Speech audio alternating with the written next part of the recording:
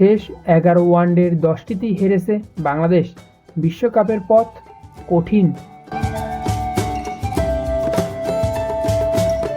বাংলাদেশের জন্য ম্যাচটা ছিল সিরিজের টিকে থাকার লড়াই। সেই লড়াইয়ে নিজেদের কাজটা ভালোভাবেই সেরেছিল বোলাররা। আবুধাবির শেখ জায়েদ স্টেডিয়ামে আগে ব্যাট করা আফগানদের মাত্র 190 রানে অল আউট করে তারা।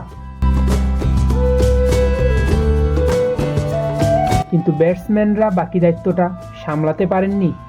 আবারও দেখা গেল বাংলাদেশের সেই চিরচেনা রূপ। বোলিংয়ে ভালো করার পরেও এবার ব্যাটিংয়ে ধস নামল বাংলাদেশের। রশিদ খানের ঘূর্ণিতে বিধ্বস্ত হয়ে 109 রানে গুটিয়ে গেছে বাংলাদেশ। ওয়ানডেতে দীর্ঘদিন ধরেই ভুগছে বাংলাদেশ। গতকালের ম্যাচ সহ 11 ওয়ানডের 10টিতেই হেরেছে দলটি।